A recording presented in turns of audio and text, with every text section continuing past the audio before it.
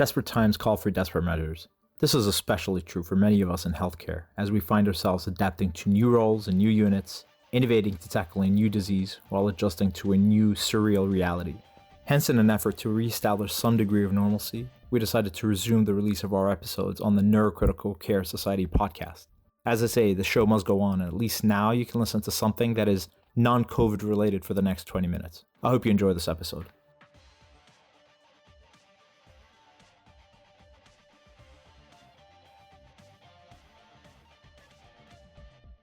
Hey podcast listeners, Al-Mufti here from Westchester Medical Center, New York Medical College, and this is another episode of the Neurocritical Care podcast.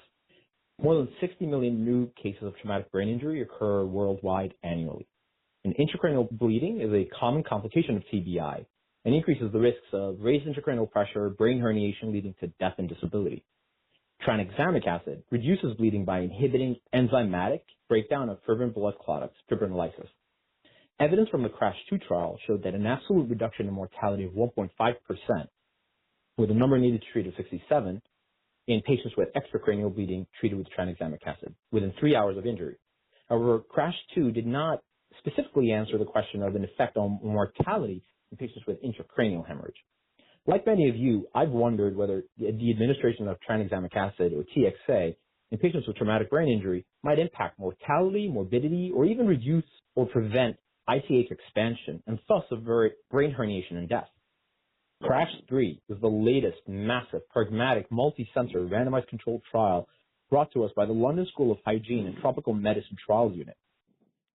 One thing I should mention is these investigators have created this extensive network of hospitals throughout the world with the capability of performing truly impressive, high-quality, highly powered trials, especially in the critical care arena, allowing us to detect small differences in mortality while evaluating for uncommon adverse effects. On behalf of the CRASH-3 trial collaborators, I'm honored to be joined by Dr. Ian Roberts, Professor of Epidemiology at the London School of Hygiene and Tropical Medicine. Dr. Roberts actually trained as a pediatrician in the UK and then in epidemiology. We'll be discussing the findings of their trial entitled The Effects of Tranexamic Acid on Death, Disability, Vascular Occlusive Events, and Other Morbidities in Patients with Acute Traumatic Brain Injury, the CRASH-3, a randomized placebo-controlled trial that was published in The Lancet in October 2019. Ian, welcome, and thank you very much for joining us today on the Neurocritical Care Society podcast. Thank you very much. Before we start, can I ask you to maybe set the stage for our listeners by giving us an idea about the background literature on the use of tranexamic acid? Maybe briefly talk about CRASH-2, tranexamic acid in hyperacute primary ICH-2 trial, and the woman trial. We started getting interested in tranexamic acid when we saw evidence from surgical trials that tranexamic acid quite dramatically reduces bleeding in elective surgery. So, if you're doing an operation where you anticipate significant blood loss, if patients are given tranexamic acid, their blood loss and need for blood transfusion is reduced by about a third. So we thought, wow, that's a really interesting result. Traumatic hemorrhage is not that different from surgical hemorrhage, although if you say that to surgeons, they get very annoyed with you. But so we said, well, isn't it possible that tranexamic acid will reduce bleeding and death due to bleeding in trauma? And so that led to the CRASH-2 trial. We randomly allocated 20,000 patients, 10,000 got tranexamic acid, 10,000 got placebo, and we got a really beautiful result. We got a highly significant reduction in all-cause mortality and death due to bleeding. And because it was a big trial, even our subgroups were very well powered, and so we could see there was quite, dramatic time to treatment interaction such that early treatment was better. So if you give the tranexamic acid to a bleeding trauma patient within 3 hours of injury, there's about a 1/3 reduction in the risk of bleeding to death. And obviously, within that 3 hours, the first hour is better than the third hour. So, it's the sooner the better. So tranexamic acid, on the basis of that trial, went into guidelines, but people weren't sure about isolated traumatic brain injury, and in most treatment guidelines, for example, it went into our paramedic guidelines in the UK. So isolated traumatic brain injury was an exception. So the CRASH-2 trial included patients with polytrauma, so they had head injuries, but they also had extracranial injuries. And people wondered, what's the effect of tranexamic acid in isolated traumatic brain injury? And that's what the CRASH 3 trial was about. Now, the CRASH 3 trial wasn't quite as big as the CRASH 2 trial. CRASH 2 had 20,000 patients. CRASH 3 had 13,000 patients. And we got quite a good result. Excellent. So you sought to use a pragmatic trial design. Now, pragmatic trials are designed to emulate the realities of clinical practice, and it's answering a clinical question in almost a direct fashion. So when I tried to look up how that design compared to other critical care trials that we've looked at, which tend to be more explanatory, aiming to be as controlled as possible, answering a mechanistic question with the greatest precision. So the listeners who are more accustomed to these explanatory clinical trials, pragmatic trials may seem a little bit rough around the edges. Could you tell us why you chose this trial design and methodology? Well, I've never been that taken with the distinction between pragmatic and explanatory trials. I feel that the trials that we do are explanatory. What we want to know is what are the biological effects of the trial treatment. And so the big difference between our trials and everybody else is our trials are big. I mean, they're only big compared to other trials. They're not big. Bigness doesn't have any sense, any meaning in its own right. So I don't think we do pragmatic or explanatory trials. We just do randomized trials, and we do big ones because random error is error. Most treatment effects are modest. Now, you started with your background. You said something like 60 million people have head injuries every year. Every day there's about 3,000 deaths from traumatic brain injury. Just a modest reduction with a simple cheap treatment could save thousands, tens of thousands of lives every year. So we're just looking for clinically plausible treatment effects, and that implies doing adequately powered randomized trials, big trials, but most trials in traumatic brain injury are way too small. So I don't think we don't do big trials. Everybody else does small trials, and I don't think they're pragmatic or explanatory. They're just randomized trials. So the study was undertaken from 2012 to 2019. The protocol was amended slightly in 2016 based on the emergence of new knowledge, blinded to data from within the trial. And this led to narrowing of the time window for recruitment from less than 8 hours post-injury to less than 3 hours. I'm curious, why was this done, and how do you feel this influenced the trial? We launched CRASH 3 after CRASH 2. Initially in CRASH 2, we saw an overall benefit. And then we'd seen this time to treatment interaction showing that early treatment was more effective. But at that stage, we were a little bit unsure if this time to treatment interaction was real. But as time went on, we became more and more convinced that early treatment was critical. Patients bleed into their brain very quickly after traumatic brain injury. I mean, often by the time the patient's arrived in the emergency department, it's all over and done. They've got this huge intracranial hemorrhage and the die is cast. So, tranexamic acid it prevents bleeding. It doesn't do anything for bleeding that's already occurred. So, if you've got a massive intracranial bleed, before being treated with tranexamic acid, it's not going to help. So, we realized that treatment has to be given early if it's going to work at all. And so we changed the protocol to limit the recruitment to patients within 3 hours of injury rather than 8 hours of injury, because we thought only early treatment is going to work. Sure. Fantastic. That's great. That definitely answers the question. So can you elaborate on the findings of the trial? Okay, so we got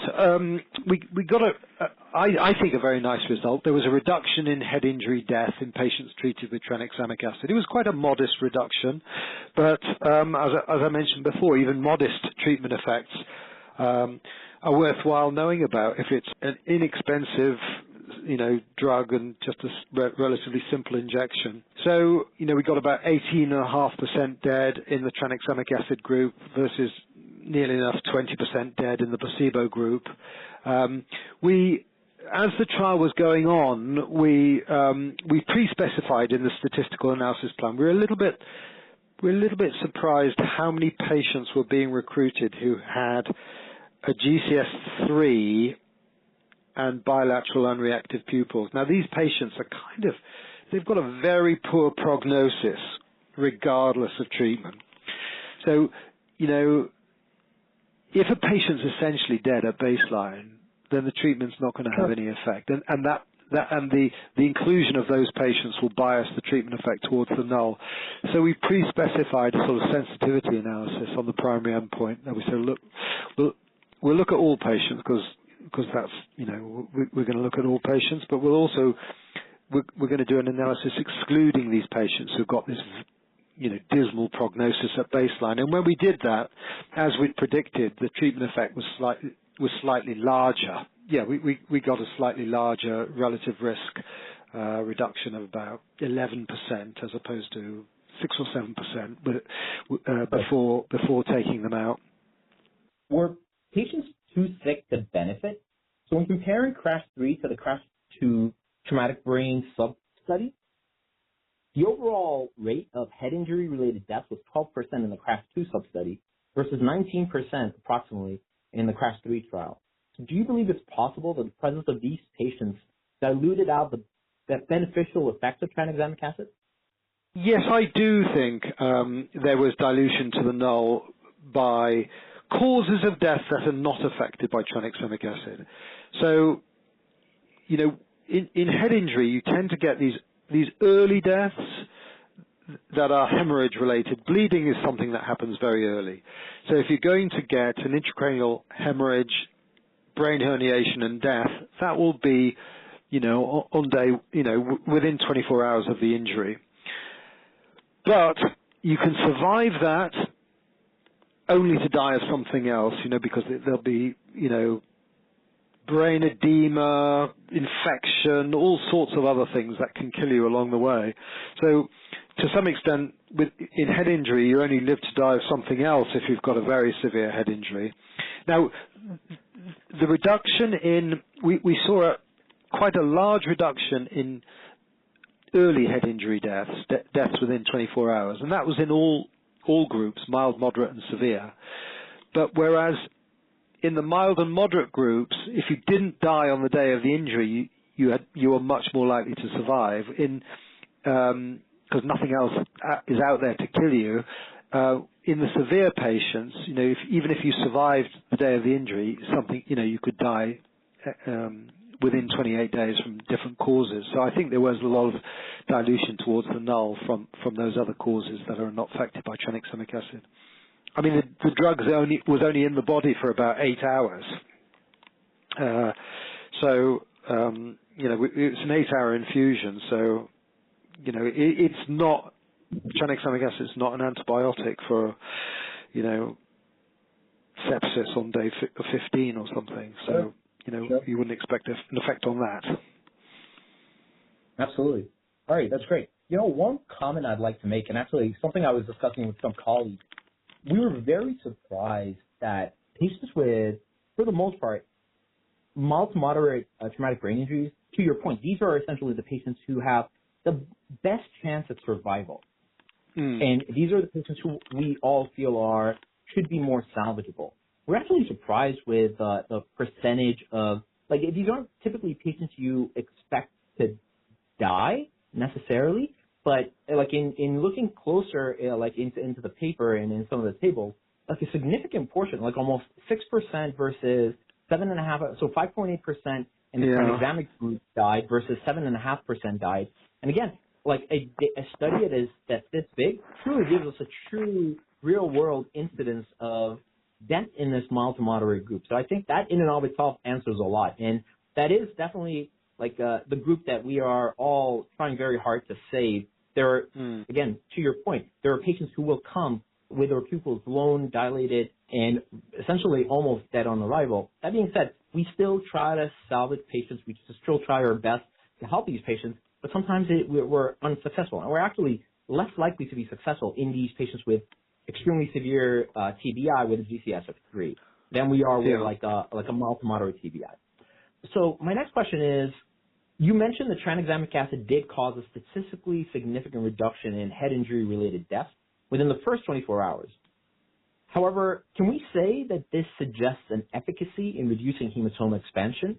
But many of these patients were so sick that they eventually went on to die within 28 days anyway. Do you have any plans to evaluate the effect of tranexamic acid on hematoma expansion and like a sub-study of CRASH 3? Yeah, we did a sub-study, and we've published the baseline data from that very recently, but we'll publish the results soon. But there's some it sounds very easy to look at the effect of tranexamic acid on intracranial hemorrhage expansion. But what we found is in practice it's much more difficult, and the thing that is the real nuisance is missing data. You know, you can do a scan at baseline, and the problem is, you know, ideally in a randomized trial you want to have outcome data for all randomized patients. In practice, you only get outcome data. Well, there's two groups you don't get outcome data. You don't get outcome data on patients who die, and you don't get outcome data on patients who are so well they don't need a second scan. So you've got this really devious missing data problem where you're, you know, because we didn't mandate a second scan, we couldn't afford to do that because it would have blown the budget if we'd had to pay for the second scan. We couldn't ensure that everybody had a post-randomization scan, and so we've got data, but it's very difficult to interpret because we've got these patients with missing data, and the missing data are the ones who either died or they recovered so that they didn't need a scan. And so this is a really difficult methodological problem to sort, and possibly is insoluble. So I don't know, if we'll ever, it sounds like a really straightforward thing to do, but in practice it's quite difficult. Another question. So some colleagues brought to my attention the potential side effect profile of tranexamic acid. So in the tranexamic acid group, the relative risk for non-head injury-related deaths was almost 1.31, which was not statistically significant. My question is tranexamic acid harm-free? Can you elaborate on the risks of vascular occlusive events and the complications related to tranexamic acid?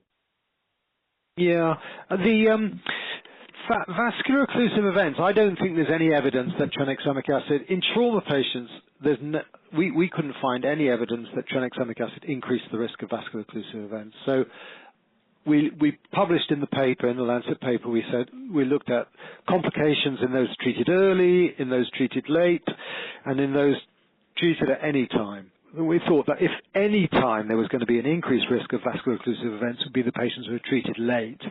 But we didn't really see that.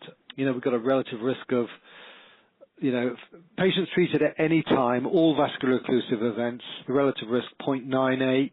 Now, I accept the confidence interval's quite wide, it goes from 0.74 to 1.28.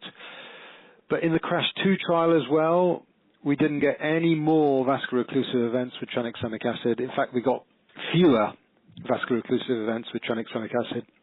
I would never say that tranexamic acid is safe in all patients, but on the basis of our data, the balance of benefits and risks, is greatly in favor of tranexamic. I would want it, and I would want it for anybody in my family, and I would want them to get it as soon as possible. If I crashed my bicycle riding home, which I do every day, I'd want to get tranexamic acid in the ambulance, and I would be very annoyed if I didn't.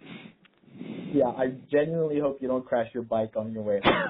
So do I. I'm regretting raising that specter. One thing I always comment to some colleagues who raise the issue of the side effect profile of tranexamic acid is this medication is available over the counter in like some countries. Like in Japan, it's available over the counter. It's very cheap. The side effect profile is, at this point, this is the one trial that's demonstrated the side effect profile is extremely, extremely favorable. To your point, you can't definitively say it's harm-free, but in this study of almost 13,000 patients, many of whom were randomized to the tranexamic population, we did not find any clear evidence of vaso-occlusive events or any actual complications related to tranexamic acid that were statistically significant.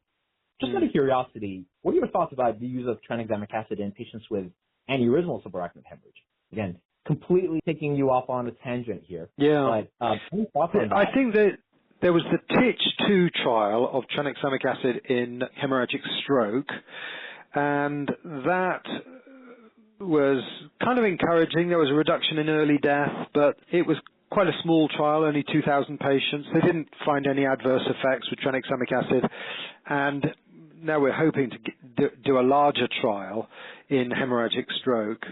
And I think there are a few smaller trials around. It's promising, I think. It could reduce intracranial hemorrhage expansion, but I think, I kind of don't have, I try not to have I hope for benefit, but I like to be guided by the trials. So I think over the coming years, I think hopefully we'll get some more large-scale trial data. Terrific. So subgroup analysis showed benefit from tranexamic acid among some patients with a greater hope for recovery. My question is, should we be advocating for a change in practice based on a subgroup analysis? Clinicians, neurointensivists, neurosurgeons, emergency medicine physicians will have different thresholds of evidence that will convince them to change their practice, right? Some may argue that since the primary endpoint for the CRASH-3 trial were negative, subgroups should be used only for hypothesis generation. How would you respond to that? Well, this thing about trials being positive and negative, I don't really buy into that. Trials provide information, and information is continuous. And you just have to look at it, bearing in mind what else has gone before, what else is out there, what's your theories on how things work. It's this business of saying, right, I'm not going to think about the results. I'm just going to divide them into positive or negative based on the p-value, a p-value of 0.05. And this 0.05 threshold came from Ronald Fisher's agricultural experiments, and I don't know if in the 1950s or something like that. Well, why should that be the criterion? I think that's a real dumbing down of clinical trial information. The CRASH-3 trial is a huge repository of information. We've got to look at it and try and understand it, not go positive or negative. I mean, some people even say it's neutral because in this trial, the p-value for the primary endpoint was 0.056, and then they find it hard to call it negative, and so they end up calling it neutral. But basically, it's all a nonsense. All of this dichotomization of p-values is not sensible. In fact, the American Statistical Association have tried to outlaw it. There was some article in Nature not so long ago where 800 statisticians signed this thing saying, look, the way doctors are dealing with p-values is bonkers. So I think the trial provides information. I mean, after all, most of the things that we do for patients with head injuries, no information at all. There's no randomized trial. Lots of the things that people do in neurointensive care, it's completely based on pathophysiological reasoning. So we've got to take this result and set it in the context of our pathophysiological reasoning. And so that we think, okay, so this is a treatment for bleeding. When does bleeding occur? It occurs early. If it was going to have an effect on death, when would that effect be? It would be early.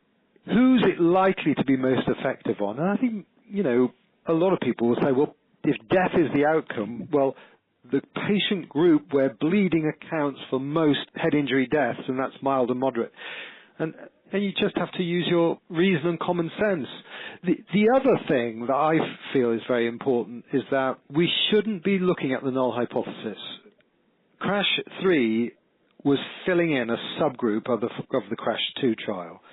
So it was exactly the same dose of the treatment given within 3 hours of injury. And so the question shouldn't be, is the CRASH 3 results statistically different from what you'd expect in the null hypothesis? It's really thinking like, well, what was the effect of the CRASH 2 trial? Is the CRASH 3 trial different to that? And it's not. It's entirely compatible with that. And so, I think you should put all of these trials together, see it in its broader context. In fact, there was another trial in Seattle, I think, a multi-center trial in the U.S. Not huge, about 1,000 patients. It got the same result numerically as the CRASH 3 trial. If you put them together, then those who believe in magic numbers and p less than 0.05, they get their p less than 0.05. It's 0.047 or something like that. But I think the whole p-value business is a nonsense. All right, excellent. So overall, this is a great trial with many strengths. It took tremendous effort to get this done. The authors deserve a ton of credit. This is a massive trial that attempts to answer a clinically relevant question in the largest randomized controlled trial to assess the effect of tranexamic acid in ICH with very little loss to follow-up. It was appropriately randomized and allocation was concealed. The question is, what would you say are the major limitations of the trial? I think it wasn't quite big enough. I think had we done CRASH 2 was nice. CRASH 2 had 20,000 patients and it just had lots of power. This one with 13,000 patients, I know it's big compared with what's gone before, but I would have rathered it. Had it been bigger, I think it would have been clearer. I think had we carried on for another year, got to 20,000, I think that would have been better. But it's difficult to get the money to do it. So I think it would have been better, bigger. I think it would have been better had we should have excluded patients with GCS3 and unreactive pupils. We didn't, because I remember the discussions. We had discussions at the outset, and people said, "Well, look, some patients with those clinical signs actually do well because they're just drugged or drunk, and we'll use our discretion." But in actual fact, people don't use their discretion.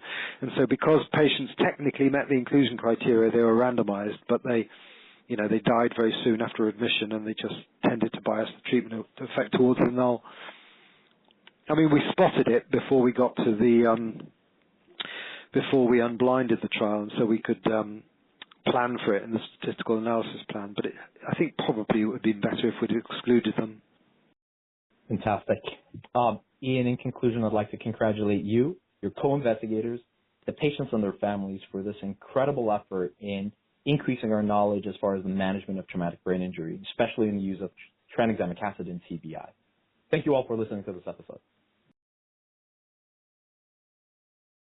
With continuously updated content on topics ranging from acute ischemic stroke to clinical evaluation of coma and brain death, prognostic assessment, and traumatic spinal cord injury, Neurocritical Care On Call is the only product of its kind to offer content exclusively dedicated to the practice of neurocritical care. This interactive, subscription-based website features tables and figures, videos, author insights, and sections specific to nursing, pharmacists, and APPs. To learn more about subscribing to Neurocritical Care On Call, visit www.neurocriticalcare.org/on-call. Use promo code PODCAST for an extra 10% off your subscription. The NCS podcast series is produced by the Neurocritical Care Society, whose mission is to promote quality patient care, professional collaboration, research, training, and advocacy in neurocritical care. Our production staff includes Fawaz Al-Mufti, Ramani Baloo, Mike Brogan, Josh Levine, Benjamin Miller, Sterain Shepard, Jim Siegler, Sarah Sternnezer, and Chris Zammit. Our senior producer is Bonnie Rousseau. Our administrative staff includes Bonnie Rousseau and Angel Gindel, Music is created by Mohan Kadapali from the Division of Neurocritical Care at the University of Miami. The NCS podcast series is available on NCS On Demand and wherever you may listen to your podcast. For more information, please follow us on Twitter @Neurocritical or on Facebook. I'm Fawaz Al-Mufti, and thanks for listening.